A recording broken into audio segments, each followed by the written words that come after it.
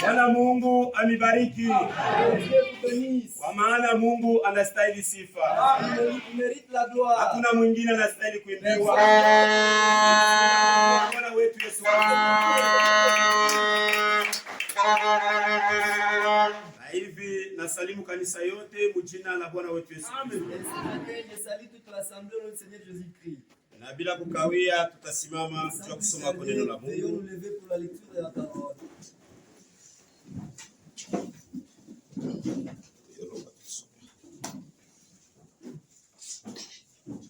Tukunasoma mwandiko yetu ya Jérémie chapitre 8. Nous lisons dans notre écriture de Jérémie chapitre 8. Tukunaanzia pa mstari ya 19 mpaka 22. Le 18e verset jusqu'au 22e verset. 19e verset jusqu'au 22e verset. Voici les cris de la fille de mon peuple. Tazameni malalamiko ya taifa yangu. Retentissent sur la terre lointaine. Iko nasikika tokea inchi ya mbali. L'Éternel n'est-il plus à Sion? Wa milele eti ana tena kusioni? N'a-t-elle plus son roi au milieu d'elle? Abana tena na mfalme katikati yabo? Pourquoi m'ont-ils irrité par leurs images taillées? Juu ya nini balinikasirikisha kupitia mapicha yenye kuchonga? Par des idoles étrangères? Kupitia masanamu ya kigeni? La moisson est passée. Mavuno isha kupita. L'été est fini. Kipwa kinamalizika. Et nous ne sommes pas sauvés. Na sisi hatukokolewa. Je suis brisé par la douleur de la fille de mon peuple. Niko mwenye kuvunjika juu ya maumivu ya binti wa taifa yangu. Je suis dans la tristesse. Niko na huzuni sana. L'épouvante me saisit. Na woga inanishika. N'y a-t-il point de baume en Galade? Hakuna dawa ku Galade. N'y a-t-il point de médecin? Hakuna bamunganga. Pourquoi donc la guérison de la fille de mon peuple ne s'opère-t-elle pas? Juu ya nini basi matunzo ya binti ya taifa yangu haifanike? Merci Jésus.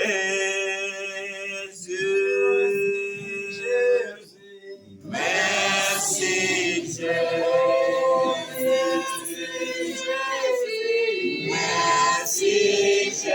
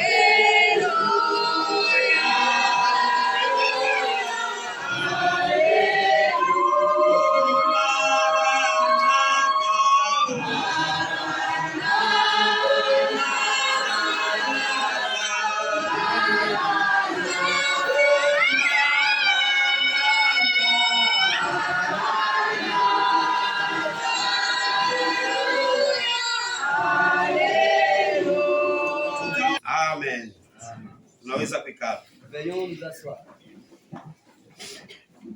Tokea tangia mkazi tatu.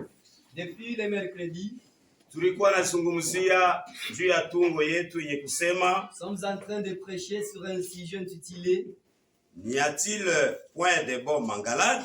Eti hakuna dawa ku Galade. Na tokea mkazi tatu. Et depuis le mercredi, Tulisemea hapo pa mambo ya mingi. Nous avions parlé sur beaucoup de choses. Munamna ya kusema De manière que kama tunasema tuirudirie hatutaweza kumaliza. si nous essayons de nous rappeler de cela, nous ne saurons pas les terminer. Mais lakini tulisema hivi. Mais nous avions dit ceci. Mwenyewe alikuwa anajiuliza hii ulizo. C'est lui qui se demandait toutes ces Ni questions. Mungu. C'est Dieu. Kama vile mtu wote mwenye kujiheshimia Pareil, tout humain qui se respecte, anekalaka nangaikia jamaa yake, il s'occupe de sa propre famille, anekalaka nangaikia batoto yake, il s'occupe de ses enfants, anangaikia bibi yake. il s'occupe de sa femme aussi. Lakini wakati anaisha Mais kubangaikia, après avoir terminé à s'occuper d'eux, kama anaona paka magumu moya moya ile ilikuwa inabapata, et qu'il voit les mêmes souffrances qui les surgissaient, iko naendelea tena, et continue, pale atajiuliza, c'est de là où maintenant il doit se poser. nilibauzia dawa Il dira, je l'ai racheté les remèdes juu ya kusema babatunze naye, pour qu'il soit guéri. nilileta munganga J'ai apporté les médecins juu ya kusema batunze. pour qu'ils puissent les soigner. Sasa juu ya nini abapone? Mais pourquoi ils ne sont pas bien soignés? Huyu ni Mungu alikuwa anajiuliza. Ici, c'est Dieu qui se demandait. Alimtumaka nabii Il avait wake envoyé son prophète, Jeremi, Jérémie, wende ulize itaifa va leur demander, demande à ce peuple, eti hakuna dawa ku Galati. est-ce qu'il n'y a pas les remèdes à Galate? Juu Mungu alikuwa na huzuni sana, Parce que Dieu avait la tristesse. na njoo mule tulisema hivi, Et c'est de là où nous avions encore dit, Mungu aliuliza maulizo 5. Dieu avait demandé 5 questions. Na ulizo ya Et kwanza la première des questions, Mungu aliuliza anasema, il s'était demandé disant, l'Éternel n'est-il pas à Sion? Eti wa milele ana kusayuni? Eti wa milele Est-ce que l'Éternel ana umu mutigolfe? n'est-il pas dans Digolf? Eti wa Est-ce milele que l'Éternel ana tena mujumbe? n'est-il pas dans son message?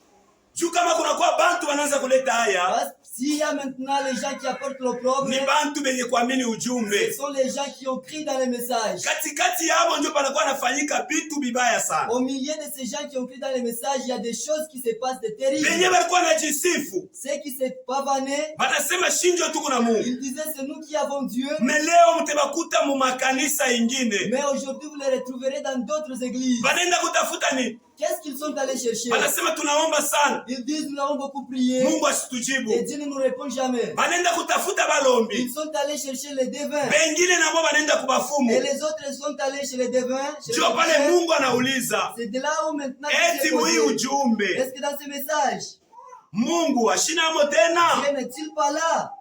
Muhiji golfe, Dans Digolf, eti Mungu anamo? Dieu n'est-il pas là? Tulitembea muhii ulizo, Et nous avions martelé sur cette question. tulisema Mungu Et ekwamo, nous avions dit Dieu est là. na tulisema Mungu Nous avions dit Dieu ekalaki anaacha muntu n'abandonne pas. kama un muntu homme si ashiyamwacha. l'homme ne l'abandonne en premier. Kama ulimwacha, Si tu l'as abandonné kama unamurudilia, et que tu reviens, naye Dieu va atakurudililia. revenir sur toi.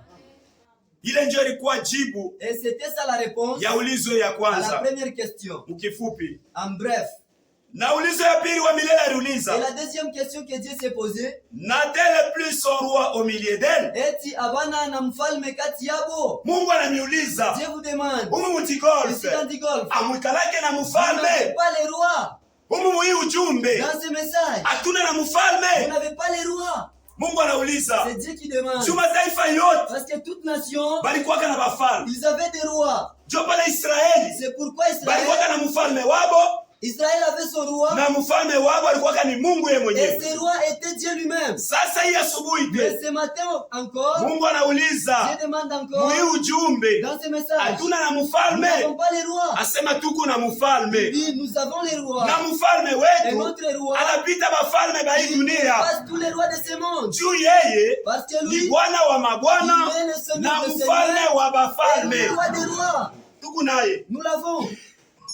wa milele kunajiuliza, Dieu se demande. kile kilimsukuma Ce ajiulize qui lui a poussé à se demander, ni kuona malalamiko ya taifa c'est parce yake, qu'il a écouté les cris de ses enfants. taifa yenye kuamini ujumbe leo Un peuple qui a crié au message aujourd'hui, banakuwa na malalamiko ya mingi il sana. criaille beaucoup. Bengine banasema Les autres disent, mujumbe moto haina dans le mote, message, il n'y a pas le feu.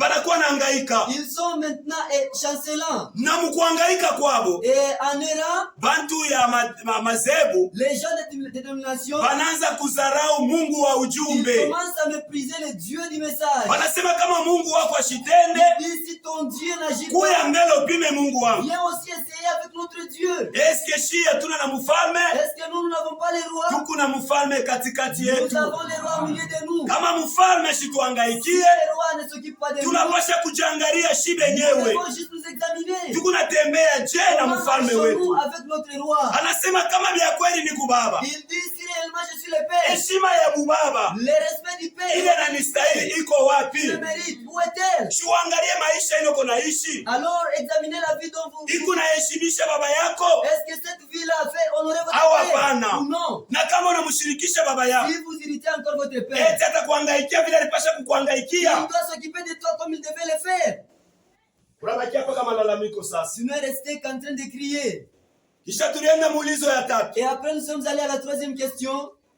N'y a-t-il point de médecins? Eti hakuna waganga? Bamunganga muyi ujumbe abanamo. Dans ce message, n'y a-t-il pas de médecins?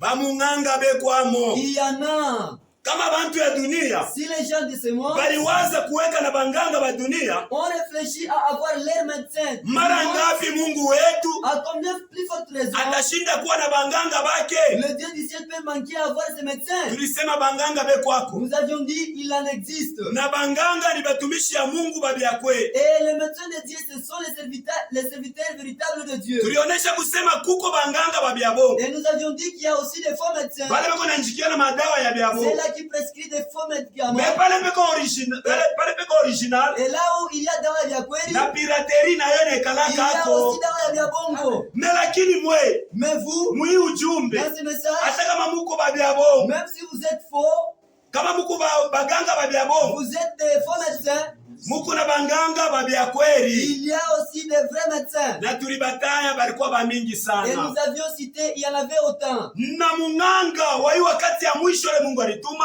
Et les médecins de cet âge dernier que Dieu a envoyé, alikuwa ni William Marion Branham. c'était William Marion Branham. Anatuletea hii Il ujumbe nous avait apporté ce juu message ipate kutunza batoto yake. pour que ça puisse guérir ses enfants. Mungu alitayarisha baganga Dieu a prévu davantage de juu batoto médecins yake bapate matunzo. pour que ses enfants soient guéris. Na haikubakirie mpaka pa William Branham. Et ce n'était pas juste resté sur Na hapa tuko Branham. naniambia Même à présent que nous voyons, banganga babya kweli il y a bekwako. encore de véritables médecins de Dieu. Me yulu ya ile Mais yote au-dessus de tout tuko na cela, munganga wa il y a banganga. encore le Ule médecin ni Bwana wetu des Yesu médecins. Kristo. Celui-là, c'est le Seigneur Jésus-Christ. Hakuna bongo. Il n'y a pas les mensonges. Juu ya nini bantu wabaponi? Pourquoi les gens ne sont-ils pas guéris? Ni juu mfalme anako tena? Parce qu'il n'y a pas les rois. Ni juu banganga C'est banako? parce que le médecin n'existe pas encore. Bekwako. Ils sont encore là. Sasa kulibakia ulizo ya ine Il nous est resté maintenant la quatrième question na ya tano et la cinquième. juu ya kusema tupate Pour kumalizia. que nous puissions conclure. N'y a-t-il point de bon mangalade? Eti hakuna dawa kugalad. Eti mui ujumbe Est-ce que dans ce message, dawa n'y hainamo? a-t-il pas les remèdes? Eti mu mutigolfe dawa hatuna Est-ce nayo? que dans du golf, nous n'avons pas les bombes? Ba science ba hii dunia Les hommes de science de ce monde, banawaza mwakili yao, ils ont réfléchi dans leur intelligence banakuta muntu anaumizwa, et ils ont trouvé que si la personne est blessée, banajifunza, ils ont étudié, banatafuta kitu fulani ils ont cherché quelque juu ya chose kusema batunze ile kilodi. pour juste soigner la plaie de ces malades. Banaangalia Ils ont observé, muntu anagonjwa, la personne tombe malade, kama ni diabete, si c'est le diabète, kama ni si tuberculose, c'est la tuberculose, banatafutisha ako ils cherchent munamna kusema bapime kuzuiza ile magonjwa. de manière qu'ils puissent empêcher cette maladie d'avancer. Bo bantu banawaza, Les hommes du monde, mara ngapi réfléchissent. Mungu wetu atashinda À kuwaza combien plus forte raison que notre Dieu ne peut pas penser kama, à cela? kama bo balitayarisha juu ya dunia, Si eux ont prévu pour le monde, kama bo balitayarisha juu ya matunzo ya hii mwili, si eux ont prévu pour la guérison mara charnelle, ngapi Mungu wetu à combien plus forte raison notre Dieu atashinda kutayarisha? peut aussi échouer de prévoir. Me lakini mwangalie, Mais remarquez, malgré Izuru, balitayarisha madawa, ils ont préparé les remèdes. mutaremarke kusema Vous verrez toujours que magonjwa iko mpaka naendelea. Les maladies continuent toujours à Kuko s'ajouter. magonjwa mengine tepuri kwa kapa. Il y a les maladies depuis qu'elles ont existé. Na leo hii apataka dawa. Jusqu'à présent, non, elles n'ont pas encore eu de Nijue remède. nini hii apataka Ils dawa? n'ont pas eu de remède. Nijue babantu C'est parce que ce ni gens, bantu bazaifu. ce sont que des gens faibles. Nijue babantu Ces gens ni bantu bakushindwa. sont des gens qui échouent toujours. Muntu wote Tout humain eko paka muzaifu. est toujours faible. Muntu wote Toute eko personne paka wakushindwa. est toujours faillible. C'est pourquoi na vile vyote veko nafanya C'est pourquoi même tout ce qu'ils font, hata binaonekana sasa binaweza. attends, comment ça se voit comme si Mais ça lakini réussit, vitashindwa. mais ça va toujours faillir. Banafanya motoka Ils ont fabriqué les juu ya véhicules kusema itusaidie, pour que les véhicules nous aident. mais bana motoka moya moya Et les mêmes véhicules, tena là, naanza kutuua. ils commencent à nous tuer. Ni juu ya nini? Pourquoi? Ni kuonesha kusema C'est pour montrer que kitu kyote kile mtu tout alifanya ce que l'homme a fait, hakika lake kikamilifu. ce n'est pas parfait. Bwana Mungu ambariki sana. Que Dieu bénisse richement. Sasa njoo Mungu naye anauliza Maintenant, Dieu a demandé, eti est-ce que mujigolf dans du golf, dawa haina n'y amo? a-t-il pas les bons? Dawa mujigolf tunasema iko Ici, amo, dans du golf, on a dit, il y a les maîtres de na dawa ya Mungu et les bombes de Dieu, ni dawa inekalaka ya nguvu sana. c'est un médicament puissant. Dawa ya Mungu haishindwake kintu, Le remède de Dieu n'a jamais échoué. hata pale bantu balishindwa. Même quand les hommes ont échoué, Dawa ya Mungu yo le remède de Dieu haishindwake. ne peut jamais échouer.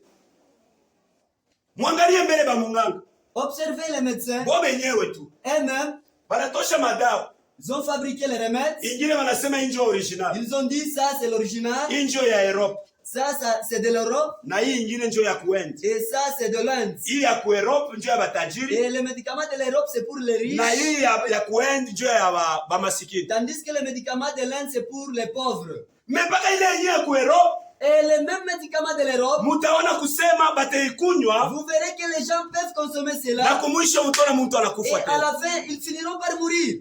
Mutaona baba wengine nabo banakunywa ya kuendi Et les autres là qui boivent le médicament de mpaka l'Inde, mu maskini bwabo toujours dans leur pauvreté, et inabatunza ces médicaments hao tena banakufa. soit ils meurent. Juu ya kuonesha kusema C'est pour juste montrer vitu que vyote vya tout bantu ce que l'homme a fait havina vya n'est kutumainia. pas à espérer. Mtu ako mpaka kwa kushindwa. L'homme est toujours faillible. Me weye Mais toi, katikati ya hii madawa mbili au milieu de ces deux ya médicaments, Europe na ya les End, médicaments de l'Europe et de l'Inde, unakunywaka dawa kani? que bois-tu?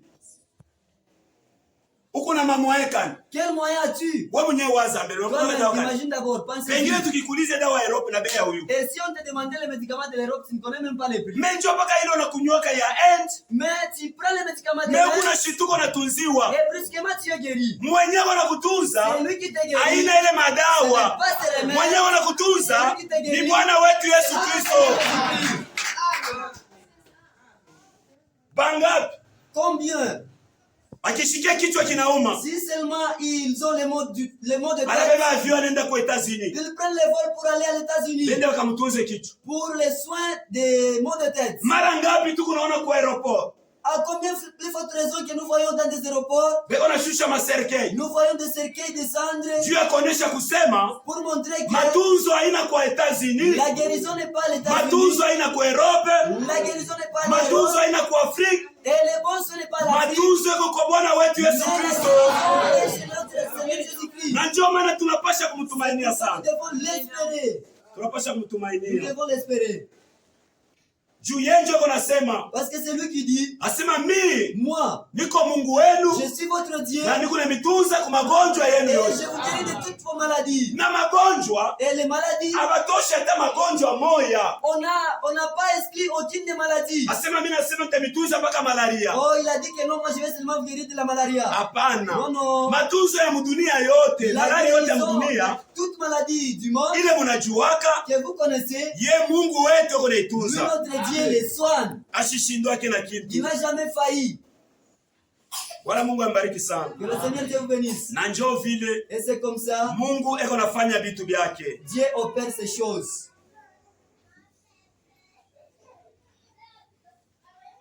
Eti hatuna na dawa? Est-ce que nous n'avons pas les remèdes? Hapana, tuko na dawa. Non, nous l'avons. Na dawa yetu she Et notre remède, ni dawa ya vya kweli. c'est un vrai remède. Dawa yetu ni dawa ya kweli. Notre remède est vrai. Hapana sai madawa Mungu Ce naona. n'est pas comme des remèdes que vous voyez dans ce Hapana. monde. Non. Dawa yetu Notre remède, ni dawa ya kweli. c'est un bon baume. Juu ya ishindo yake. Parce que ce baume-là n'a jamais failli. Uchunge tusome comme Attendez, nous allons lire dans... Jonas, nipima kutafutie. Mshikia vile nabii eko na fasiria hapa. Écoutez ce que le prophète explique ici. Pourquoi tu vas en Galate? C'est dans la prédication du Anini Dawa ku Galate. Il y a le 13/8/1959. Du 13 juin 1900, du 13 août 1959. Ushikia vile nabii na eko nasema. Écoutez ce que nous dit le prophète.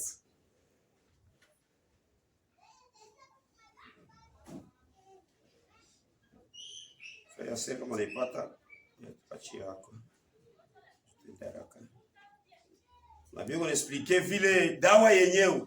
Ici le prophète explique comment les remèdes, Muone vile dawa bobe kunaipata. comment est-ce qu'ils reçoivent les bombes Na muone dawa ya Mungu na yo vile yeye alipata. et comment est-ce que Dieu a conçu aussi ces bombes.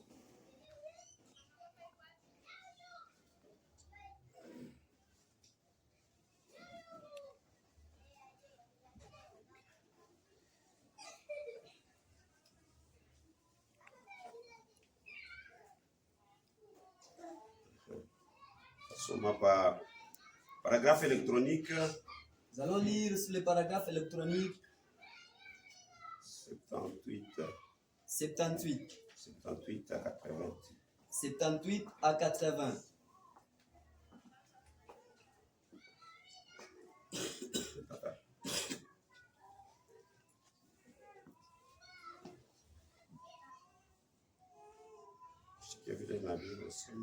Écoutez ce que nous dit le prophète.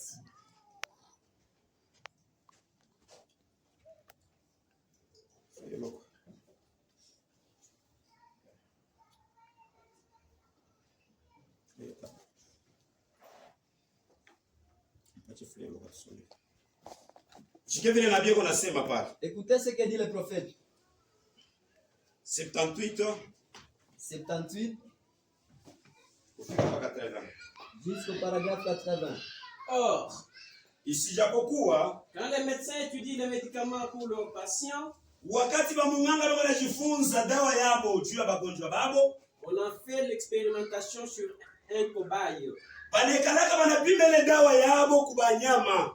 Mais quand Dieu a voulu faire un test pour la race humaine, mais lakini wakati Mungu alipenda kufanya dawa juu ya batu, il n'a pas fait d'inoculation à un cobaye. Ashikuendelea kuipima ile dawa yake kwa nyama bana. Mais il a fait une inoculation à son fils. Lakini alipimia dawa yake kwa mtoto yake Yesu Kristo. Le Seigneur Jésus a reçu la toxine. Bwana Yesu Kristo alipata ile dawa du Saint-Esprit de Dieu, ya Roho Mtakatifu ya Mungu, et son comportement sur la terre prouve ce que c'était. Na hali ya Yesu Kristo pa dunia inaonesha kusema bila kweli alipata dawa. Quand les gens ont craché sur lui, wakati watu walikuwa wanamtemea, il a prié pour leur pardon. Alikuwa anasema Bwana ubarumia bayo bila biko nafanya. Amen.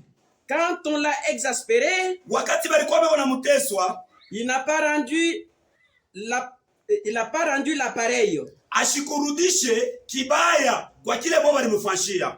Cela a montré la toxine a tenu.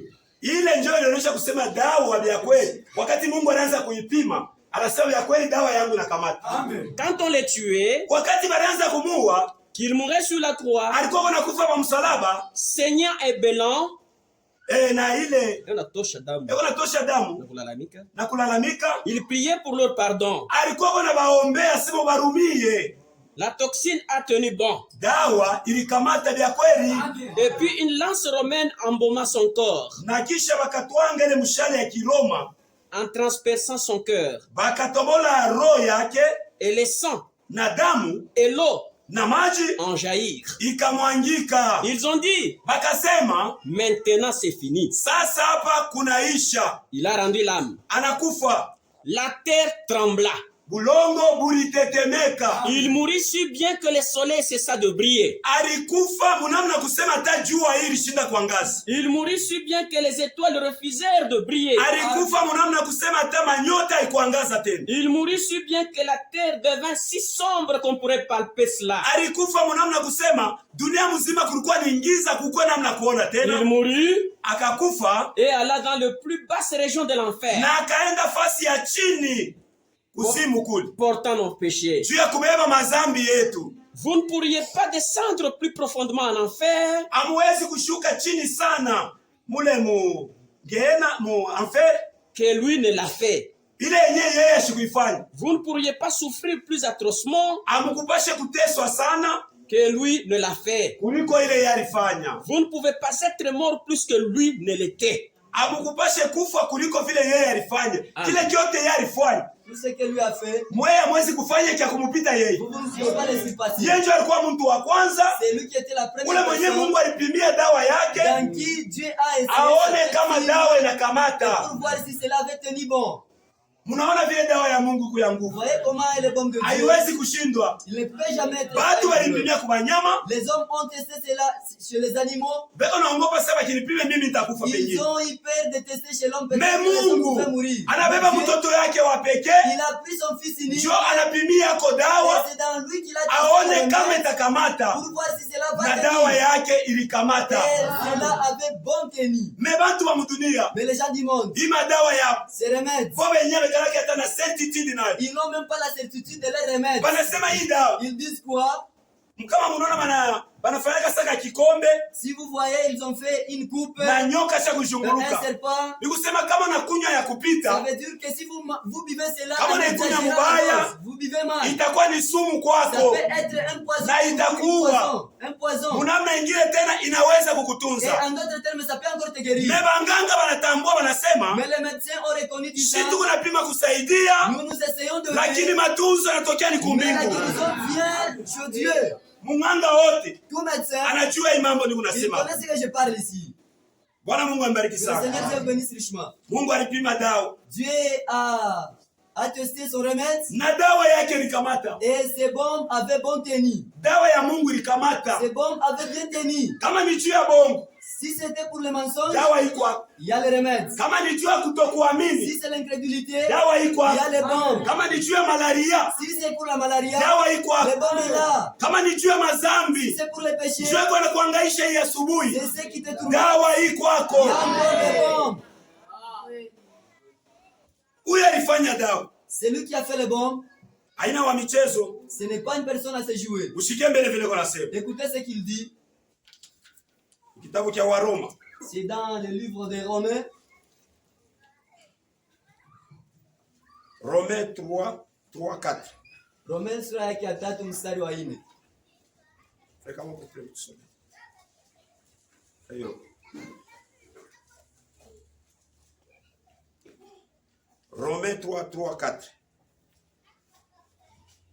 Et quoi? Na basi nini? Si quelques-uns n'ont pas cru, Kama bamoja bakuamini, leur incrédulité anéantira-t-elle la fidélité de Dieu? kutokuamini kwabo kutaribisha uaminifu wa Mungu? Loin de là. Mbali na ile. Que Dieu, au contraire, Basi mkinyume Mungu basi soit reconnu pour vrai ajulikane kuwa wabia kweli, et tout homme pour na menteur, mtu wote ajulikane muongo, selon qu'il est écrit. kufuatana na vile inaandikwa. Afin que tu sois trouvé juste Sio kusema ukutaniwe mwenye haki dans tes paroles mu masemo yako, et que tu triomphes lorsque te juges. na upate kushinda wakati batakuhukumu. Bwana Mungu ambariki Le sana. Seigneur Dieu vous bénisse. Muntu wote Tout homme, ni wabongo. c'était menteur. Bamunganga benye balifanya madawa pa dunia. Les médecins qui ont Babongo. fait les remèdes, des menteurs. Miye Moi, niko muongo, menteur. weye Toi, uko muongo, tu es menteur. shebote tuko baongo. Nous sommes menteurs. Moya tu wa bya kweli Un seul n'est ni pas Bwana menteur. wetu Yesu C'est Kristo. le Seigneur Jésus-Christ. Ndio maana analapa anasema, C'est pourquoi il agirait disant, shina mwana wa mutu je ne suis pas un fils de juu ya l'homme kusema nilande. pour mentir. Anaweza kusema muntu Il reconnaît très bien que ndani l'homme, yake en lui, Munekalaka wakati inapime kusema ukweli. Il y a un moment où il essaie de dire la vérité. Mais anasema hapa nikiseme ukweli. Mais il dit ici, si je dis la vérité, Hawata nipatia quelque on chose. ne va pas me donner kitu fulani. Kumbe acha ni mulani. Il faut que je mange. Ndani ya mtu Et dans l'homme, muko paka bongo. il y a toujours le mensonge. Mais yeye mwenyewe Mais lui seul alandaki. est reconnu. Sasa dawa yake Et son remède, itashinda kukutunza je? comment peut-il échouer de te guérir? Haiwezi kushinda Cela kukutunza. ne peut pas échouer. Frère loko tuangalie iko Esaïe 55. Voyez dans Isaïe chapitre 50. Huyu mtu wa hivi huyu. Cet homme pareil, Dawa yake itashinda kukutunza je? comment est-ce que son baume ne peut jamais te guérir? Haiwezi kushinda kukutunza. Cela ne peut pas faillir. Mtu wote ni wa bya bongo. Tout homme est menteur. Mais yeye mwenyewe Mais lui seul ndio wa bya est kweli. véritable. Mtu wote ko incapable. Tout homme est incapable. Mais yeye mwenyewe Mais lui ndio seul, ko capable. c'est lui qui est wakuweza. Esaïe 55 9 à 11. Autant les cieux sont élevés Paka vile mambingu iko juu sana au-dessus de la terre, juu ya dunia, autant mes voix sont élevées au-dessus de vos na ndio voix, vile manjia yangu kuyulu ya manjia yenu, et mes pensées au-dessus de vos pensées. na mawazo yangu kuyulu ya mawazo yenu. Comme la pluie et la neige descendent des cieux Sawa vile mvula na umande na shukaka pa dunia et ne retournent pas na irudi yake sans avoir arrosé, fécondé la bila terre kulobanisha dunia na kuizalisha et fait germer le plante, na kuotesha mamiti sans avoir donné de la sémence aux semeurs bila kukosa kuleta mambeko kwa wale wapandaji et du pain à celui qui mange. na mukate kwa mwenye kuikula. Ainsi en est-il de Na ma hivi parole njo vile neno qui yangu sort iko. de ma bouche. Neno ikitoka mkinywa yangu haiwezi kunirudilia bila kufanya kazi. La parole sort de ma bouche ne peut pas rentrer chez moi sans avoir exécuté. Bwana Mungu amebariki sana. Huyu mtu wa hivi huyu Cet homme pareil, anakufanyishia dawa il te fait na remède. ile dawa ungali na idute, Et ce remède, tu es en train encore de douter cela. mishitakushikia. Je ne peux pas te comprendre. Ni Mungu wa vya kweli. C'est un Dieu véritable. Mwangalie Remarquez, jua kusema mwitike iko hii dawa. pour que vous puissiez accepter ces bons. Depuis alisemaka yua Tangia, il avait dit le soleil itaanzaka kutoka ku est commencera à se lever à l'est na iko naanguka ku ouest. et se coucher à l'ouest. Ni nani asha kuionaka natoka ku ouest Il a déjà vu quitter Mashariki iko naangukia ku est? et aller tomber pour est. Kama yekwa Si la personne qui ashimame a vu aseme cela, mie misha il kuiona. peut se tenir debout et dire, moi j'ai déjà vu cela. Anasema neno yao. Il a dit ma Mimi parole. nilisema yua tokea hapa, Moi j'ai dit le soleil doit commencer Na à se lever amukia là-bas hapa. et se coucher là-bas. ndio vile yua inafanya. Et c'est ce que le soleil fait. Na vile Yesu Kristo tarudia, Jusqu'à ce que Jésus ndio mpaka vile yua le soleil itaanza reste kufanya. intact. Hata shetani Même si le diable, anajiunga na malaika wake, il se met ensemble avec asema tout mwa msimame pale. pour se donner des places Leo tuchofeshe yue afin tokeo. que nous puissions déplacer le soleil. Ashitawezaka. Il ne saura jamais. Juu kile Mungu Parce alisema que ce que Dieu a dit kinabakia ukweli reste na véritable. amina. Et amen. Hakiwezi Ça ne kubadilika. peut pas changer. Mungu hawezi kubadilika. Dieu ne peut jamais changer. Kumbe huyu mtu haina. Alors cet homme pareil, Situmwekeko confiance ubu busubuhi. ayons confiance en lui ce matin. Juu ya nini kupaka kwa kutenka-tenka? Pourquoi vous êtes toujours chancelant? Malari shikukamate, Que les maladies ne t'attrapent pas. unaanza kuwayawaya. Si tu as seulement les maladies, tu commences à Oh, pengine chanceler. hii malari inafia kunyu. Oh, peut-être ces maladies peuvent me tuer. Eti hakuna dawa. Est-ce qu'il n'y a pas les bons? Ndani ya hii ujumbe hamuna dawa. Dans ce message, il n'y a pas les bons. Humu mutigolfa hamuna Dans dawa. il n'y a pas les bons. Dawa ikwamo. Il y en a. Shubebe dawa Prends les bons. na uikunywe. Et bois Na cela. magonjwa yako Et yote toutes tes maladies itatoka. vont te quitter.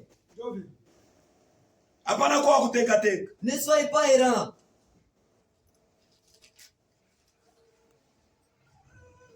Huyu mtu wa inamu Cet homme pareil, tunapasha mwekea matumaini. nous devons l'espérer. Juu yeye mwenyewe anasema. Parce que lui-même a dit, Anasema ndani yangu il dit en moi, amuikalake mabadiliko il n'y a pas les changements. wala kimvuri cha mabadiliko. Soit l'ombre du changement. Kama mulikuwa hata kimvuri S'il y avait même l'ombre, kilipasha hata kunisukuma nibadilike. cela allait me pousser à me Mais changer. hamuna mabadiliko, Mais il n'y a pas les hamuna hata kimvuri cha changements, ni mabadiliko. l'ombre du changement. Kile tu mimi nasema Tout ce que j'ai dit, unaisha mambo yote. c'est fini. Na yeye analapa Et anasema il agira encore wakati déjà. yote mbingu itakuwa iko hapa. À chaque fois que le ciel existera, Na wakati yote dunia itakuwa ingaliki. à chaque fois que la terre existera, Ndani ya misemo na dans milisemo. toutes mes paroles que j'ai Hawezi prononcées, kutosha hata msemo vous ne kamoja. pouvez retrancher aucune des paroles. Yote kila alisema Tout ce qu'il a dit, mpaka que kitatimilika. ça s'accomplisse. Ndio vile wanasema. C'est ce qu'il a dit. Kumbe tunapasha kumtumainia. Alors nous devons l'espérer. Juu ni Mungu wa bia kweli. Parce qu'il est un Dieu véritable. Kama tu tunamtumainia, Nous l'espérons. anaona kusema babantu. Et il voit très bien Bia kweli que wananitumainia. ces hommes espèrent. Atakufashia kile uko Il natafuta. va faire pour vous ce que vous Tulisema désirez. katikati ya juma, Nous avions dit tout au long de la semaine. tunasema magonjwa iko hali Il mbili. y a deux sortes de maladies. Kuko magonjwa ya Il y a mwili des maladies na kuko charnelles. magonjwa ya Et il roho. y a des maladies Ndani spirituelles. ya magonjwa ya mwili, Dans les maladies charnelles, nimuna tunakuta c'est madiabete, là où nous avions trouvé le nimuna diabète, tunakuta la matuberculose, tuberculose, nimuna tunakuta masida le sida na bingine et bingine. autres maladies. Na ndani ya magonjwa ya roho, Et dans les maladies spirituelles, nimuna tunakuta nous incredulité, avions cité l'incrédulité, tunakuta mazambi, le péché, tunakuta mabifungo le lien, les blocages, na ile yote. et tout cela, Tulisema iko paka na nous dawa, avions dit, ont toujours un remède. iko paka na dawa. Ils ont un remède. Magonjwa ya roho Le maladie spirituelle, sio magonjwa ya mubaya kupita magonjwa c'est yote. les plus mauvaises des maladies que toute autre maladie existante. Kama mtu ako mwenye kuamini Si la personne a déjà dit, ashakubatiziwa na Roho Mtakatifu, il est déjà baptisé de Saint-Esprit, hata kama anakufa hapa sasa, même s'il se mourait maintenant, ashipoteshe kintu. il ne perd rien.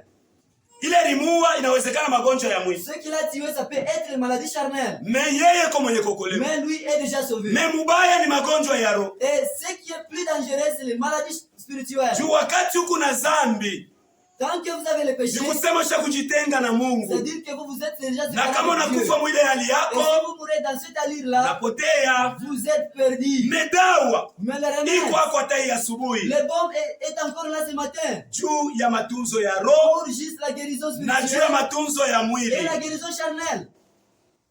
Ndio tunasema Et nous avons dit, kama dawa basi kwako, si le remède est là, juu ya nini matunzo pourquoi alors la guérison ya batoto ya Mungu aionekane? des enfants de Dieu ne s'opère-t-elle pas?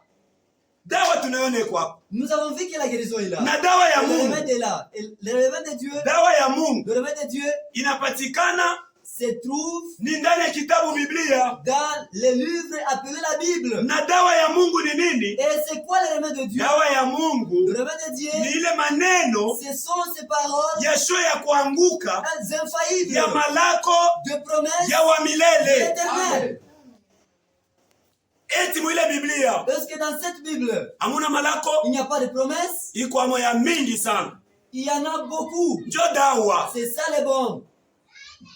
haina dawa. Saa hii Mungu naona Ce mafarmasi, n'est pas les bombes telles que vous les voyez Mais dans dawa les ya pharmacies, Mungu mais les bombes de Dieu iko mpaka ndani ya neno lake. est toujours dans sa parole. Ni wewe unaangalia, C'est à toi d'observer. unaingia mfarmasi Tu entres dans la pharmacie yenye kwa Biblia, qui est la Bible unaangalia amo et tu observes mimi là-dedans natafuta dawa kani. quel remède je cherche. Bo mimi natafuta ni bukweli, Muzuri, moi je cherche, c'est le mariage. ingia mfarmasi, Entre dans la pharmacie unaangalia mfarmasi et regarde dans la pharmacie. dawa ya bukweli yoyo. Et voici le remède du mariage. Unaangalia kusema mie msharati ndio mtu Tu niangaisha. dis, pour moi, c'est la prostitution qui est Ingia tournante. mfarmasi, Entre dans la pharmacie de Dieu angalia mo dawa, et regarde, cherche beba le dawa remède ukunywe. et bois cela. Ni nini na kuangaisha? Qu'est-ce qui te tourmente? Eti ni umaskini ndio na kuangaisha. Est-ce la pauvreté qui te tourmente?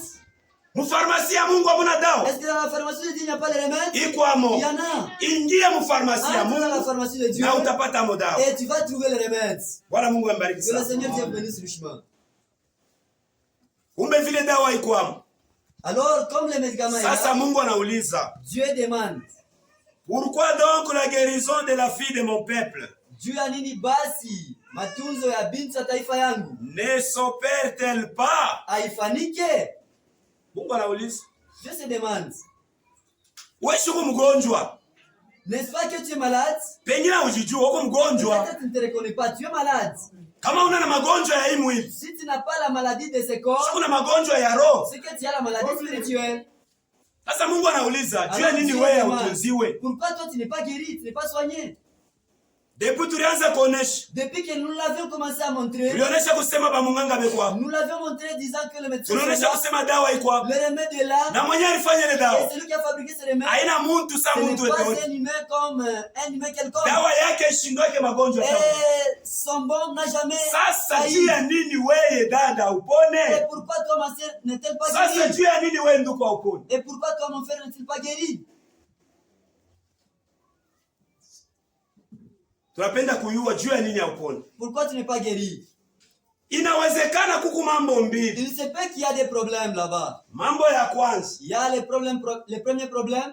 si tuko natafuta juu ya nini hauponi. Nous cherchons pourquoi tu n'es pas guéri. Inawezekana kuku mambo mbili. Il se peut qu'il y a des problèmes. Mambo ya kwanza, Le premier problème, inawezekana wewe mwenye mgonjwa il se peut que toi-même malade, auyue kusema dawa iko tu ne hako connais pas que le baume est là. na habari tu ya kusema kunekalaka dawa auye Et aipataka. l'information là de dire que le remède existe, tu ne l'as jamais eu.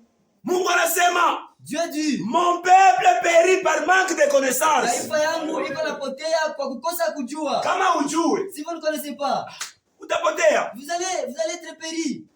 Mwangalie muntu Remarquez l'homme, soda moya alifanya mambo un quelconque soldat qui a fait des problèmes banamuvula mapete et on l'a dégradé. banasema wewe askari leo unaishi. On l'a dit, pour toi aujourd'hui, c'est fini. Tu n'es pas encore militaire.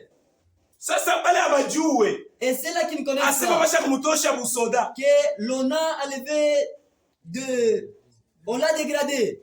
njo anaenda bushiku fashi moya hivi, Et il passe quelque part la nuit. anafika pale na pengine shina hata na sila, Il arrive là-bas, peut-être il n'a même pas la anafanya tu mateni yake ya zamani, Il prend juste des anciens tennis anabeka na mimampete mimoya hivi, et il se met des grades. hata kutetemesha. Il va te faire trembler Anasema utalala pabaya we, et il te dit tu dois dormir sur un mauvais endroit. nikiite hapa Si j'appelais seulement ici bagarde du corps yangu akifika et que les gardes du corps mara arrivent, moto ingia kasafa. directement tu seras qu'à sa part. Me kama muntu alimujua Mais si la personne le connaissait, kufika tu hivi, telema, brusquement comme ça, il lui dit arrête-toi. mtu anashimama Et la personne s'arrête, anaangalia, il regarde, il dit bwana, Eh, c'est Yesu toi. hivi sipendaki. monsieur, moi je n'aime pas de telles Wewe blagues. si bali kutosha N'est-ce mapete. pas, on t'a déjà dégradé. Unaweza ile mambo Dégradé. sio.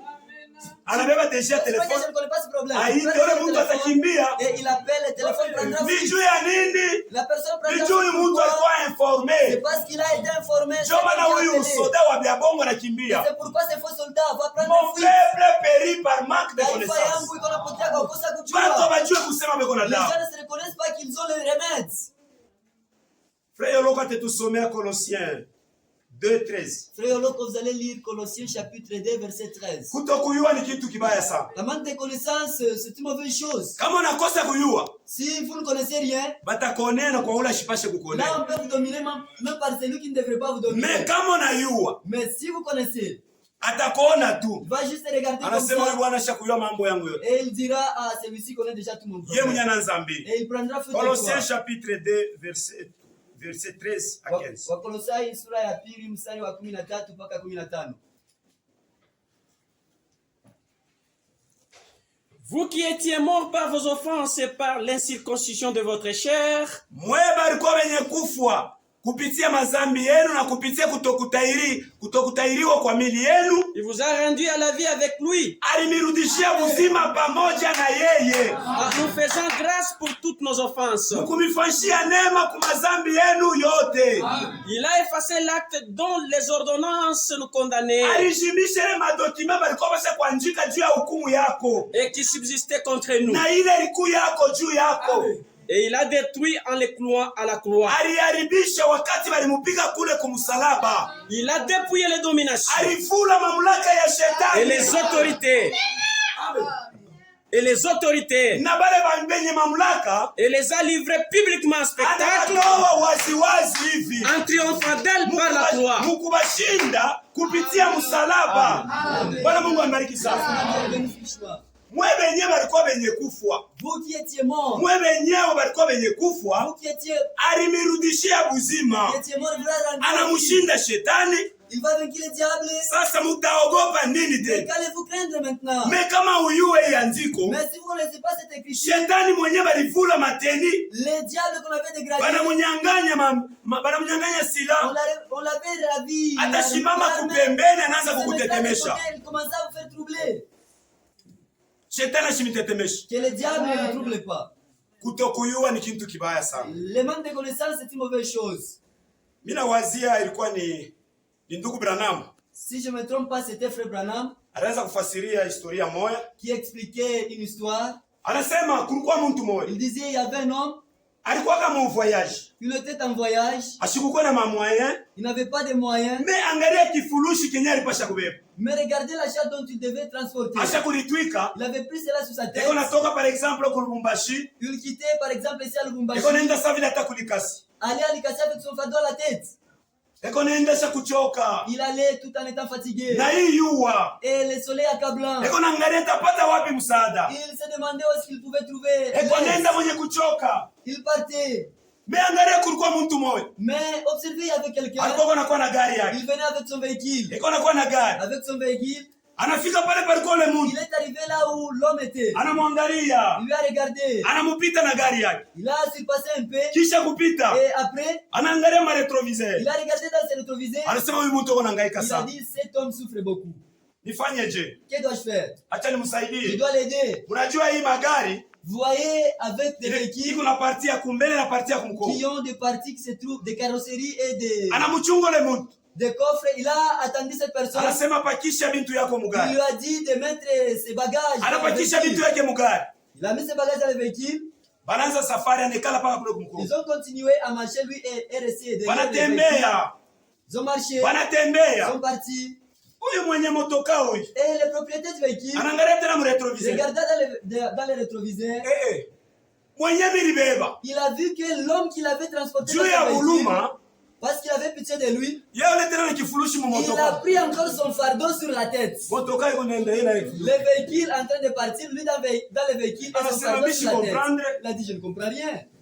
Sasa bili mubeba lijua pumshike. Je lui ai pris pour qu'il se repose un Mais peu. angalia tena yeye na kifurushi. Mais il prend encore le fardeau sur sa tête. Il Anasimamisha gari a yake. arrêté son véhicule. Anasema, Il a dit, bwana, mon frère, shusha hiki na kio kikale hapa. prends ce fardeau. Upumzike yako na Repose-le wewe. dans le véhicule et repose-toi aussi. Banamshusha banaweka chini. On a pris ce fardeau, on a mis dans le véhicule. Mwenye gari anaanza kwenda. Le conducteur continuait. Ako angalie tena. Regardez encore. Tena mtu na kifurushi. L'homme a toujours pris le fardeau sur sa tête. Anasema huyu mtu kichwa Il a yake. dit, cette personne avec sa tête, Akende yani. non, il n'est pas normal. Ule mtu lebe wanasema hapa. Et la personne dont on parle Jo ici, wewe na mie. c'est toi et moi. Yesu Kristo anasema, Jésus-Christ, venez à moi, mkuye kwangu. vous tous qui êtes fatigués et chargés, Walisha kuchoka na et je kulemewa. vous donnerai du repos. Nipatia mapumziko. Sasa wewe unakuwa kwa Yesu. Alors toi tu es venu à Jésus-Christ. Leshiwa ule na vifurushi vyako. Te voilà avec tes fardeaux. Leta bongo, sasa mi bongo hapana. Apporte ici tes mensonges, tu dis. Shubeba kusheratu nipatie. Amène ici ta prostitution. Me uko mugari ya Yesu Kristo. Tu es dans le véhicule de Jésus-Christ.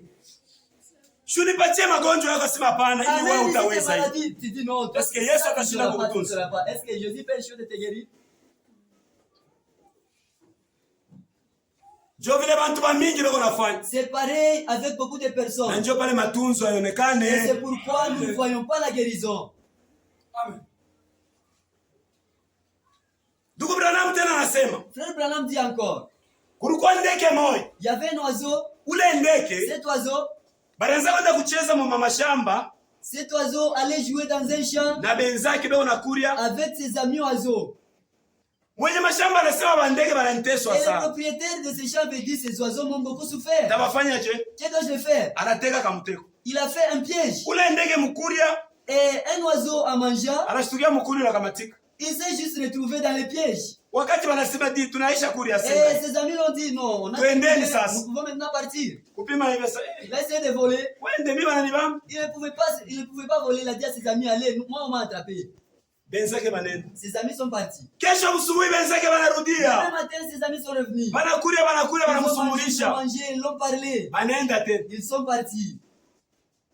Kesho yake tena Le banakuja. lendemain, ils sont revenus. Si twende. Allons! Asema hapana. Il dit, moi, Washa je ne kunibamba. peux pas aller, je suis déjà attrapé ici dans un piège. Pale yeye alikuwa mwenye kukamatiwa. Et quand il était attrapé là, Kulikuwa mtu mmoja anaanza kupita. il y avait un homme qui passait. Anaangalia ndeke. L'homme avait vu l'oiseau, Anaenda naye kwa mashamba. il était parti au champ. Anarudia À son anamwangalia. retour, il a encore regardé. Kesho tena anapita. Demain, il a passé encore. Anamshikilia ndege bulungu. Il a eu pitié de l'oiseau. Ule ndege leo wanasema, Cet oiseau njoo comprend. wewe na C'est mie. toi et moi. Wewe unaona ndege. Sini wewe na mie njoo pale bana, njoo ule ndege. L'oiseau là dont on parle ici, c'est toi et moi. Huyu mtu anashikia buluma. Cet homme a eu pitié de Kama mwenye l'oiseau. mashamba anakuwa kumukuta, Si seulement les propriétaires du champ trouvaient cet oiseau, atamuua. il va tuer cet oiseau. Nifanyeje? Que dois-je faire? Anakuwa kumfungula. Il a délié l'oiseau. Afika pale anamfungula. Il a délié. Anasema ndege, wende Il a dit. bila kushikilia tu buluma. Oiseau, tu peux partir, j'ai eu pitié de toi. Ndege anabaki hapa. Cet oiseau est resté là. Benzake Ses banashuka. amis sont venus encore. Banakuria. Ils ont mangé, mangé, mangé. Banasema di twende. Et ils lui ont dit, mon Anasema, ami, mie, partons. bashaka kunifunga. Il dit toujours, moi, on m'a déjà attrapé ici, on m'a lié. Tunaona sawa bashaka kufunga Non, non, on t'a sapana. déjà délié. Il dit, non, Bashaka kunifunga on ni m'a déjà kukondane. lié, je suis condamné ici. Banene. Ils sont partis. Kesho yake tena banakuya. Les lendemains sont revenus. Banabembelesha ndege banachoka. Ils ont essayé de dorloter l'oiseau. Ils se sont même fatigués. Mwisho mwenye mashamba anafanya Et nini? après, le propriétaire du champ Anakuya. est arrivé. Kisha mwenye mashamba kuya. Après que le propriétaire du champ arrive, Anase kumbe weye. il dit, oh, c'est Jone kama toi. naisha minji ya mashamba yangu. C'est toi qui mangeais tout ce que je cultive. Nikose kupata mboka. Que je ne puisse pas manger Ninapata. avoir les condiments. Aujourd'hui, Ndege banabamba. je cueillis. On a eu l'oiseau. Ule ndege alikufwa Et cet oiseau est juu ya mort kutokuyua. par manque de connaissances. Wakati ashiyuwe, Quand il n'a pas connu, benzake banapima ses kumwambia, amis avaient essayé de lui dire, siuangali yako, regarde-toi, basha on t'a kukufungula, déjà délié. twende. Vole-toi. Ndege alikatala kwenda. Vole-toi. L'oiseau a échoué de Na s'envoler. kile kilimupata Et sasa ce qui lui a suivi, ilikuwa ni lufu. c'était la mort. Wakati neno la Mungu Et inakuya, quand la parole de Dieu est inakwambia ndugu yangu, et te dit de hapa niko nakwambia, mon frère, ici où je te parle, uko huru. tu es libre. Dada yangu, hapa niko Ma nakwambia, sœur, ici où je te parle, matunzo uko nayo mpaka tu pale as huko. déjà la guérison là où tu es. Ndugu yangu, hapa niko Mon frère, nakwambia, au moment où je te parle, solution ya kila kitu tu as déjà la solution uko nayo. de toutes choses. Kama wewe Si unakatala, toi tu refuses, utakufa tu mourras juu ya kutokuyua Barman. na kukatala kwako we et mwenyewe. de ton incrédulité toi-même. Ndio vile ule ndege alikufa. Et c'est comme ça que l'oiseau était mort. Munaona, Voyez? ni kusema aina mzuri hapana. C'est-à-dire, ce n'est pas bon. Wakati neno la Mungu lakuya, Quand la parole de Dieu est prêchée, ni juu ya kutukalamusha. c'est pour nous avertir. Ni ya kweli tulikuwa C'est bafungwa, vrai, nous étions liés. Nous étions tulikuwa wenye esclaves. kufungwa mundu ya kuachana. Nous étions esclaves dans beaucoup de Wengine wanaweza choses. kukatisha mubulevi Les autres veillaient dans l'ivrognerie. na kuuza chakula watoto wakwanze Ils kuweza. n'achetaient même pas ils réussissaient même pas à acheter la nourriture de ses enfants. Wengine nabo Les autres aussi, balikuwa ni hatari. c'était juste des dangers. Meneno ya Mungu nakuya Mais la parole de Dieu est venue inakukalamusha, et la parole de Dieu t'a averti. mewana katala kwenda. Toi, tu refuses de partir. Kama unakatala kwenda, Si tu refuses de partir, ile itakuwa sasa ni mambo yako ce qui va mwenyewe. t'arriver, c'est ton problème. Ndugu Branham eko nafasiria tena, Frère Branham explique encore. eko nafasiria juu ya iko mule pourquoi. Il explique dans la prédication Dieu à Nini. Uchunge ndugu Jonas apime kutuangalilia Attendez que frère Jonas essaie un peu de chercher cela. pourquoi. Dieu à Nini. Paragraphe électronique 190 à 195. Paragraphe électronique 190 à 195. Il n'y a pas longtemps, je suis revenu de l'Inde. Hapa ya kawia mimi natokea kuende. J'ai entendu parler d'une femme ici. Nilikuwa niko nasikia unasema juu ya mwanamke mmoja. Elle était très pauvre. Alikuwa masikini sana yule mwanamke. Son fils était allé en Inde apprendre pour devenir médecin. Mtoto yake aliendaka kule kuende kufunda juu akwe munganga. Et quand il est arrivé là, Na wakati alifika kule, il a abandonné l'art de guérir pour embrasser un autre métier. anaacha kazi ya matunzo, anatafuta kazi nyingine. Et je pense qu'il était devenu un ingénieur en électricité Mina wazia alikuwa kuya ingénieur mu électricité. ou quelque chose comme cela. Hao bitu bya vile. Et cette femme était devenue très pauvre Na huyu mwanamke alikuwa kwa masikini wa hatari. et n'avait vraiment rien. Ashikuku yake na kintu. Et alors les œuvres de bienfaisance essayaient de venir s'occuper d'elle. Sasa bale bantu wanagalaka ba mamisada banaanza kupima sema msaidie kule mama takufu. Et alors, Na sasa on a mené des enquêtes sur son cas banapima kuchunguza mambo yake et cela fait, na on a découvert que cette femme avait un soutien. bakavumbula kusema huyu mwanamke mwenye masikini sana eko na msaada mkubwa. C'était un fils qui était un homme très riche en Inde. Ilikuwa ni mtoto yake njo alikuwa mtajiri mkubwa wa kuende. Et on a dit, Na wakasema eh bien, mzuri, Pourquoi votre fils ne vous assiste-t-il pas? Juu ya nini we mama mtoto wako anashinda tu kukusaidia we? Elle a dit, Akasema, oh, je ne peux simplement pas lui demander. Bon, mie siwezi tu kumlomba tu mtoto yangu. Elle a dit, Akasema, je suis sa mère. Mimi niko mama yake. A-t-elle dit, Akasema, je préférerais vivre des œuvres de bienfaisance mitafurahia niishi paka na hii matendo Mungu ananisaidia hapa, plutôt que de demander à mon fils. kuliko nimlombe mtoto yangu. Ndio vile na wako nasema. On a dit, Unapenda bantu banze kukusaidia paka vile wanakuwa wanakupatia kwa 1000 francs. Tu veux que les hommes puissent t'aider comme ils viennent te donner un petit Wanakupatia kwa kaloko. te donner une petite chose. Ndio vile na wewe unapenda. C'est ce que tu veux. Mshikie vile anasema. Écoutez ce qu'il dit. on a dit, Bakasema, n'avez-vous jamais de ces nouvelles?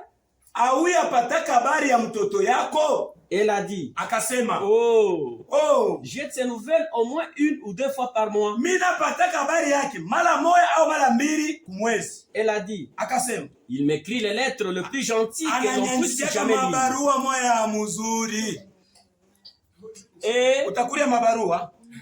on lui a demandé, Bakamuuliza tena, eh bien, ni mzuri? on dirait que s'il aimait assez sa mère, Kama tu alimpenda sana. inawezekana sema alimpenda sana mama yake, Et comme il a beaucoup d'argent, na sawa vile kuna franga ya mingi, il devrait chercher à s'occuper d'elle plutôt que de la alipasha laisser kutafuta namna kumsaidia kuliko kumwacha. vivre des œuvres de bienfaisance. Kwanza kuishi na hii matendo ya kumsaidia. Elle a dit, Akasema, eh bien, ni mzuri. peut-être que s'il savait que j'étais dans cette situation, Pengine mtoto yangu kama aliyo kusema njoo hivi niko naishi hapa. a-t-elle dit, Akasema, il prendrait soin de moi. alipasha kunyangaiki, Mais a-t-elle dit, lakini akasema, vous savez, mnajua il ne sait pas. ashijue hivi asema niko nahangaika. Et je me sentirais vraiment embrassé. Na mimi nipasha kujikuta mwenye kukumbatiwa, Embrassé de le dire à mon fils mukumwambia mtoto yangu comme cela. hii mambo. Et on lui a demandé, Na bakamuuliza, il vous écrit toujours des lettres gentilles? anekalaka nimeandikia paka mabarua ya bupole?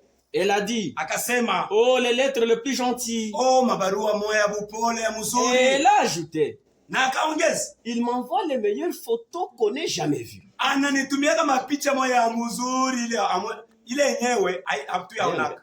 Et on lui a demandé, Na bakamuuliza, des meilleures photos? mapicha ya mzuri? Faites-nous-en donc voir quelques-unes. Utuoneshe ko mbele lenye mafoto yako. Elle a ouvert la Bible Akafungula Biblia yake et les a fait sortir. na akatosha mapicha. Vous savez ce que c'était? Mnajua mambo ilifanyika? Des billets de banque. Kulikuwa ni ile mabie ya kubank. L'Inde met des photos sur ses billets de banque. Kuende banawekaka mafoto pale pa nini? Pa makuta yapo. Vous voyez de belles photos. Munaona mapicha mzuri. Elle avait des milliers de dollars. Alikuwa na mamilioni ya madola. En convertissant la monnaie indienne à la monnaie américaine. Mkuibadilisha ile fedha ya Kihindu na ya Kimarekani. Qu'était-ce? Ilikuwa nini? C'était dans les pages de sa Bible. Ilikuwa paka mubiblia yake. Elle avait des trésors. Alikuwa na utajiri. Elle pensait que ce n'était que des photos. Yeye alikuwa na wazee kusema ilikuwa tu ni mapicha. Mais elle a fini par découvrir cela.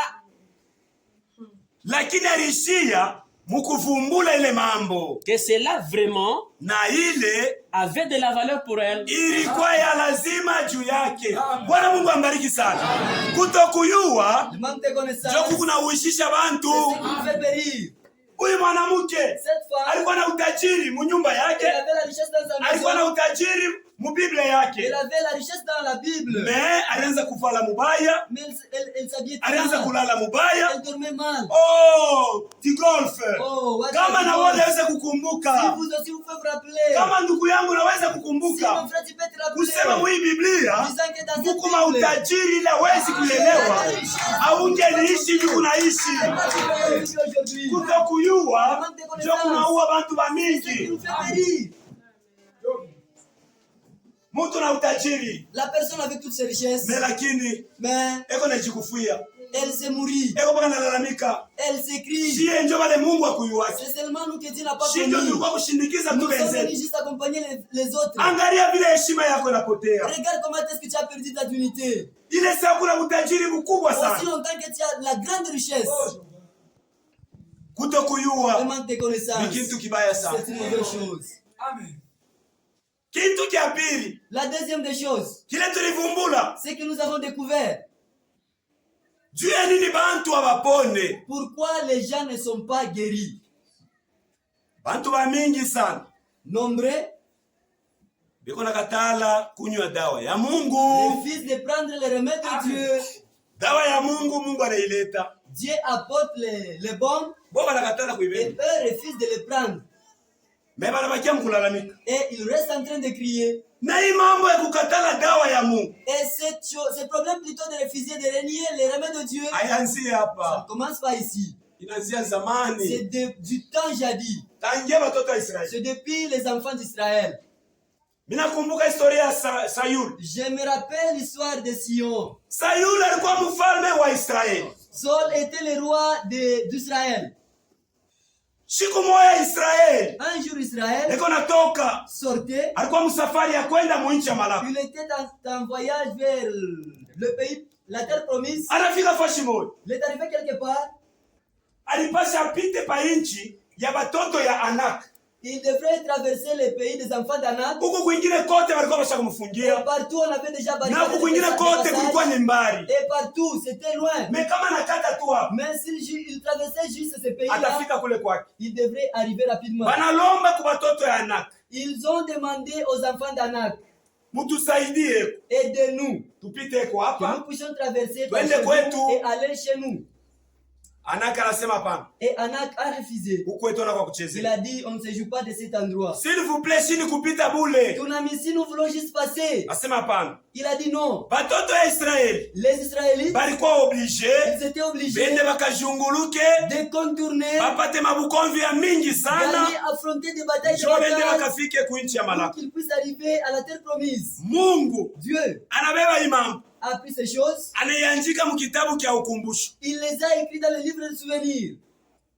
Wakati mtoto ya Mungu ako na teso, Quand l'enfant de Dieu souffre, wakati unakuta mtoto ya Mungu dada ako na teso, si tu trouves ma sœur un enfant de Dieu en train de souffrir, hapana kubeba tena moto il umuongezee ne yeye. faut pas prendre le feu et ajouter sur son feu.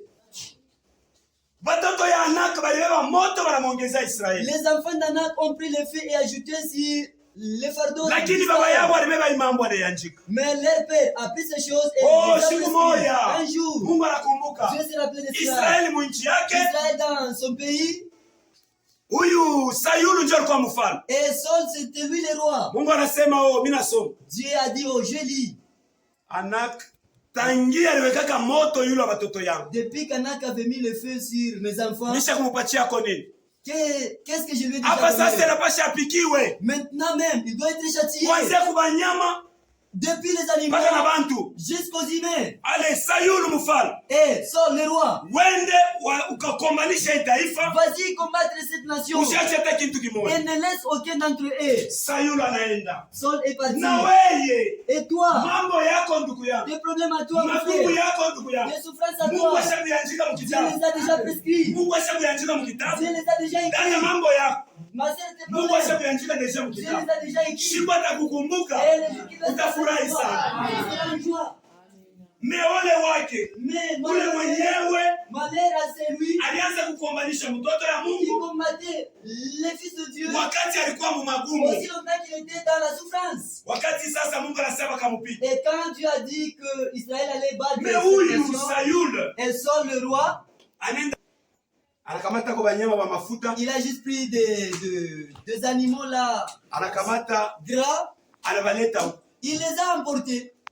Ile mambo Et ce problème ilimchukiza Mungu. a fait fâcher Dieu. Mungu kama anasema fanya kitu, Si Dieu te dit de faire quelque ukifanye chose, mpaka vile yeye alikisema. fais-le comme il a dit. Na ile wakati Et à ce Mungu moment-là, alimkatala Sayulu. Dieu a rejeté Saul. Kisha kumkatala Sayulu, Après l'avoir rejeté, Sayulu olea ye kutubu. Saul, au lieu de se repentir, Kama mambo yanakupata si un problème t'arrive, eti hakuna njia Mungu alipanga juu ya kutengeneza, est-ce qu'il n'y a pas un chemin que Dieu a fait pour que tu puisses arranger? kulikuwa dawa Il y avait déjà ile un Saul bon alipasha kubeba. que Saul devrait prendre. Me Saul anakatala kunywa Mais dawa, Saul avait refusé de prendre les bons. anatoka Il est sorti. anaenda kwa Il mafumu. est allé chez les Sasa devins. vile na wewe kunafanya Comme toi, tu le fais. kama mambo na kuku yangu, Si tu as un problème, tu Wewe ule pour kubafumu. toi, tu pars chez les devins. Wakati unaenda kwa bafumu, Et au moment où tu pars chez les wewe devins, kusema mambo yanakuwa double tena na sache bien Mungu. que tu as doublé les problèmes chez Dieu. Mungu anakasirika. Et Dieu se met en Na kama colère. unaenda Et si kule, tu pars là-bas, usiwazie sema utarudia mais mzima. parce que tu dois rentrer vivant. Pale kwako kuna kuisha leo. Là-bas, c'est terminé pour toi, c'est ta mort. Sayule, Saul,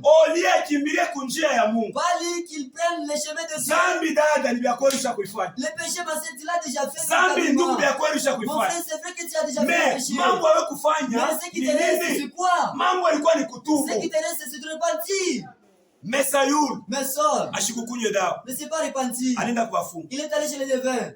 Na mwisho yake Et alikufa. finalement, il a perdu sa vie. Mimi nakumbuka mtoto wa Akab. Je me rappelle du fils d'Akab. Alikuwa mfalme na yeye. C'est un roi aussi. Kisha tu baba yake. Après son père.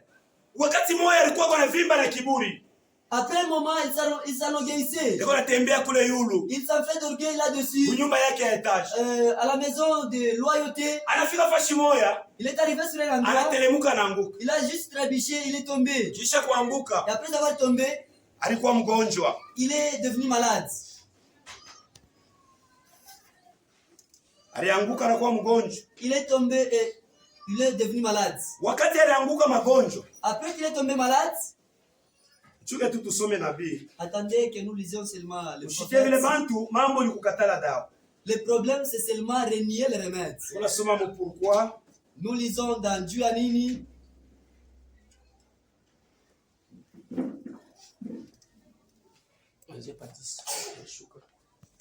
le 10e paragraphe, et vous descendez. J'aimerais juste prendre un seul mot comme sujet. Nitapendelea kubeba kotutamko moya kama vile kishini.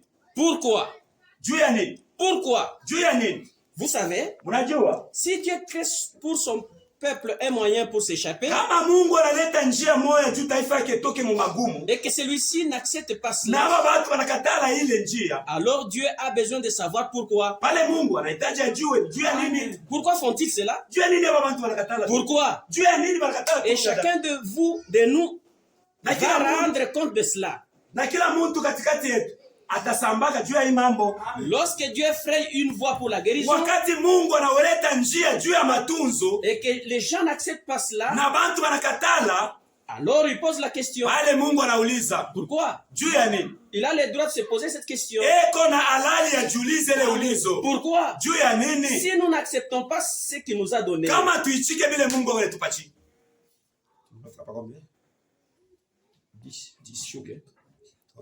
autrefois dans la Bible,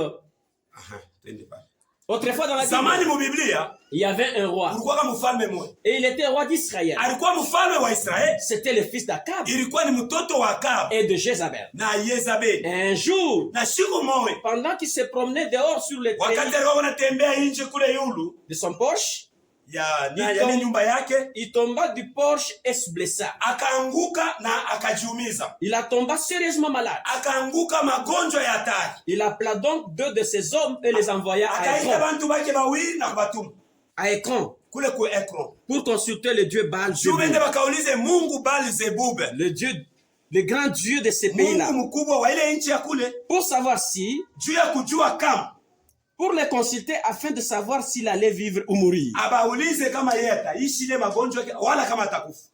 Très loin là, au bord d'une petite Kule rivière, bali kule karibu na mtoni, dans une petite hutte de terre, mkanyumba tu kama mayani hivi, vivait un prophète, kulikuwa kunaishi nabii Élie. Eliya. Et Dieu parla à Élie. Na Mungu akasema na Eliya, Et celui-ci alla se tenir sur la route. na huyo akaenda haraka kule kwa barabara, Il arrêta ses deux messagers et leur dit, akasimamisha wale bantu wawili bajumbe, mshimame, retournez murudie, et allez dire au roi, mwende mkamwambie mfalme, pourquoi envoie-t-il de messagers juu ya nini unatuma bajumbe ici auprès de ces dieux? pembeni ya huyu Mungu? Pourquoi envoie-t-il de messagers Juu ya nini unatuma bajumbe auprès de ces dieux-ci? pembeni ya huyu Mungu huyu, Un dieu étranger. Mungu wa kigeni? Et c'est parce qu'il n'y a pas de dieu en Ni juu Israël. Mungu humu mujumbe anamo, Et c'est parce qu'il n'y a pas de prophète à ni juu consulter en Israël bamunganga bakuliza humu mujumbe abanamo concernant ces choses. kuhusu hii mambo konayo. Pourquoi a-t-il donc envoyé des Juu ya messagers nini ici? ulituma bajumbe banaenda? Bwana Mungu ambariki sana. Amen. Bakukatala kunywa dawa abakwanze leo balianza tangia zamani. Le refus de prendre les médicaments n'a pas commencé aujourd'hui, c'est depuis le temps jadis. Sasa Maintenant, mashauri le conseil, ni kujua kusema c'est de savoir que Mungu Dieu ashakutupatia dawa. nous a déjà donné les bons. Kile tunapasha Ce kufanya que nous devons faire, ni kunywa ile dawa. c'est juste de les prendre. Mais iko ya ole sana. Mais c'est trop malheureux. Bantu wanakatala kubeba dawa. Les gens refusent d'en prendre.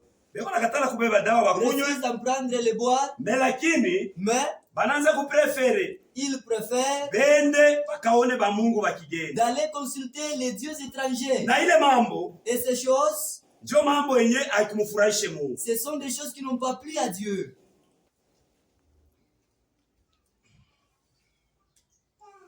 Niko nasoma hako mu l'unité ou l'unité avec Dieu. Niko nasoma umoja pamoja na Mungu. Ya mule 11/62 Du 11 février 1962. shikie vile Mungu sasa anasema. Écoutez ce que Dieu dit. Hii ni mashauri ya Mungu. Ça, c'est le conseil de Dieu. Eh bien, Mzuri, l'Église est maintenant fiancée à Christ kanisa iko sasa yenye kuchumbiwa na Kristo. en vue du mariage. Juu ya beko na chunga bakafanye ndoa. Le mariage n'a pas encore été conclu. Ndoa yenyewe haiyafanyika bado. Ce sera au souper de noces de Itakuwa l'agneau. karamu ya mwana kondoo. Nous voyons donc que l'Église est maintenant fiancée. Sasa shi tunaona hapa kanisa iko yenye kuchumbiwa. Comme un homme qui est fiancé à sa Sawa vile femme. mtu mmoja asha kuchumbia bibi yake. Que fait-il pendant qu'ils sont fiancés? Anafanyaga nini wakati beko bachumba? Il lui offre simplement toutes sortes de choses. Anamtumiaka mazawadi ya kuachana Il chana. lui envoie des cadeaux. Anamtumia mazawadi. La met à l'aise. Anamweka tu anakuwa huru. Eh bien, Na mzuri. c'est ce que Christ est en train de faire avec Jo de son kile Église. Kristu na yeko nafanya kukanisa Il nous lake. envoie les dons de l'Esprit. Eko natutumia zawadi ya roho. Comment pouvez-vous donc être fiancés Namna gani unaweza kuwa mwenye kuchumbiwa? alors que vous niez l'existence de ces dons? Sasa wako na katala kusema mazawadi haina hapo. Ils sont les signes même de l'amour. Iko njo alama yenyewe ya C'est les signes mapendo. de Dieu envers son Ni Église. alama ya Mungu kwa kanisa lake. Jésus l'a dit. Yesu alisema, Ces miracles accompagneront hii miujiza itashindikiza venye ceux qui kumwamini. auront cru. Venye kumwamini. Bwana Mungu ambariki Que le sana. Seigneur Dieu bénisse richement.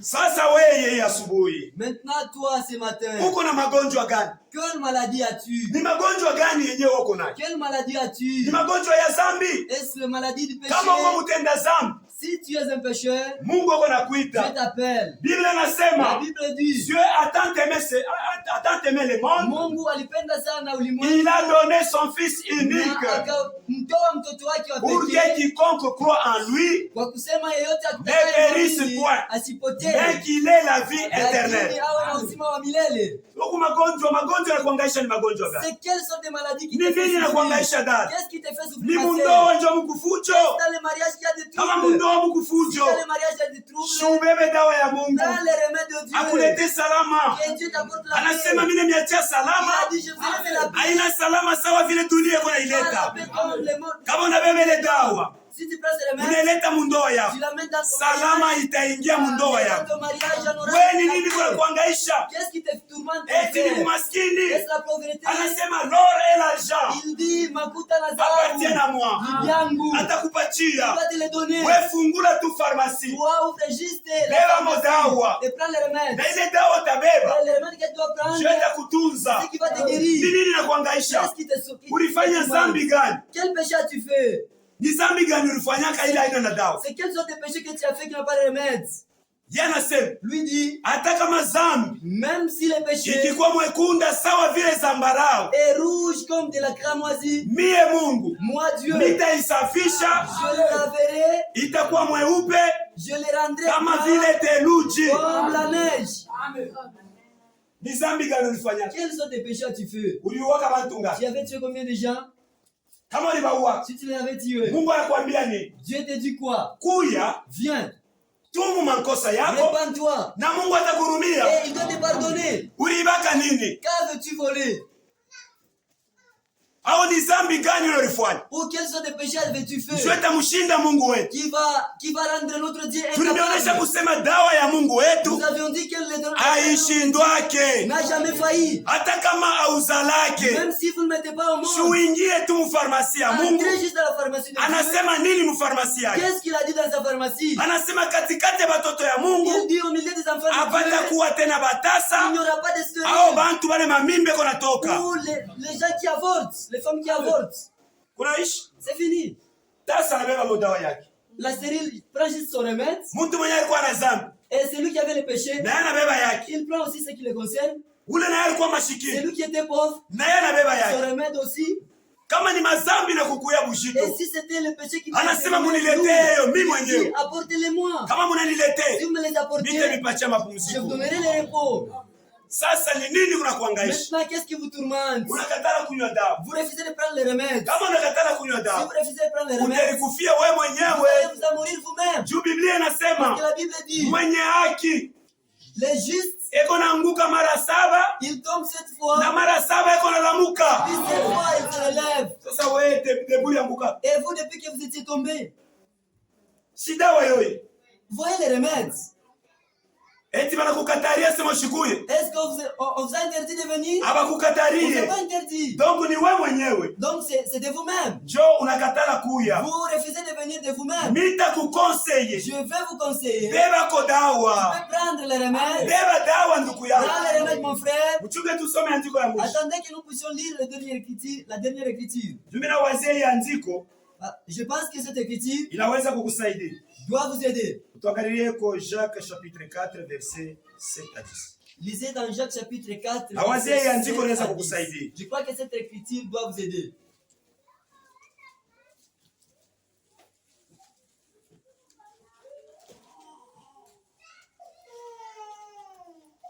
Hapana kukatala kunywa dawa ya Mungu. Ne refusez pas de prendre le remède de Dieu. Dawa ya Mungu ndio itakutunza.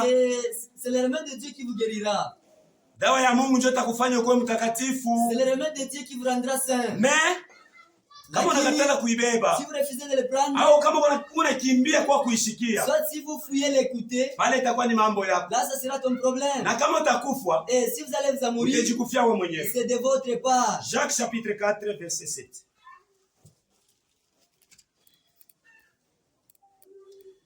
Soumettez-vous donc à Dieu.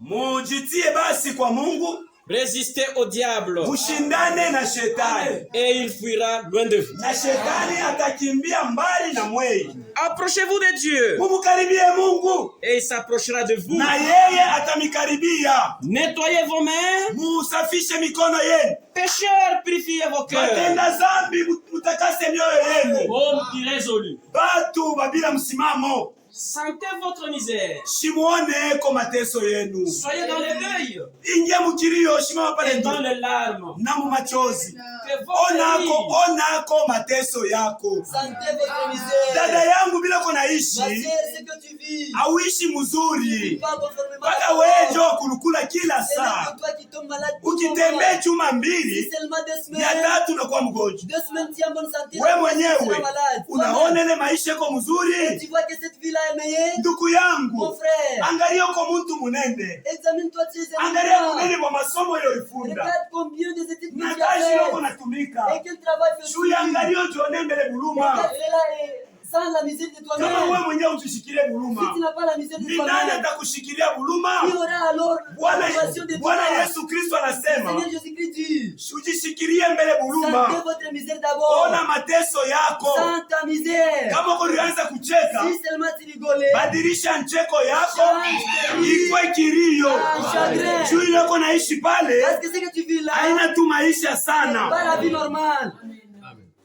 Kama wanafia kusema Si seulement on veut parler juu ya bamwishi pour dévoler, mpaka wanitae na il mimi, faut que je sois aussi cité. heshima gani niko nayo mkartie? Quelle valeur ai-je dans le quartier? Wakitae bamwishi mpaka Si wanitae. on veut citer les voleurs, Oh je suis Mungu aussi du groupe. Oh wangu, mon Dieu, ni maisha mimi je naikatala. refuse de cette Mungu vie. wangu, Mon Dieu, ni maisha mimi j'en naikatala. ai marre de cette vie. Mungu Dieu atakutosha. va t'enlever. Mbele wewe mwenyewe D'abord toi-même, ona mateso sans yako. ta misère. Frère, soma pa 8. Frère, lisez le 8e verset. Approchez-vous de Dieu. Mumukaribie Mungu. Et il s'approchera de vous. Na yeye atamikaribia. Nettoyez vos mains pécheurs. Mutakase mikono, munawishe mikono yenu. Batenda zambi. Purifiez vos cœurs. Mutakase mioyo yenu. Hommes irrésolus. Batu babila msimamo. Eti kuna msimamo? Est-ce que vous êtes résolus? Chukua mbele na msimamo. Ayez d'abord la position. Yua kusema ndani ya hii ujumbe. Sachez très bien que dans ce Tuko na message, Mungu wa bia kweli. nous avons Dieu véritable. Ndani ya hii ujumbe. Dans ce message, Tuko na munganga wa nous banganga. avons le médecin, le médecin. Ndani ya hii ujumbe. Dans ce message, Tuko na dawa. nous avons un bon remède. Kamata mbele msimamo. Prends d'abord la position. Twende sasa pa. Continuez au 9e verset. Sentez votre misère. Ona mateso yako. Soyez dans le deuil Shuingie kwa mkilio dada. et dans le larme. Shuingie mkilio ndugu yangu na Que machozi. votre rire se change en Cheko deuil yako ibadilike ikuwa mkilio. et votre joie en tristesse. Na furaha yako ibadilike kuwa huzuni. Mungu ambariki sana.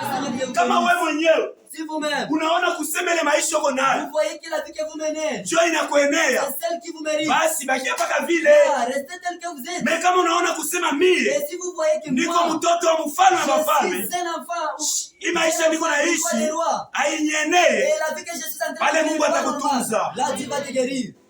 Basi juu ya asubuhi ya leo, Alors pour ce matin, Bwana Mungu amebariki que le Seigneur sana. vous bénisse richement. Bariki vya mingi kwa kutumia kwa mwimbo mateso ya Yesu. La souffrance de Jésus.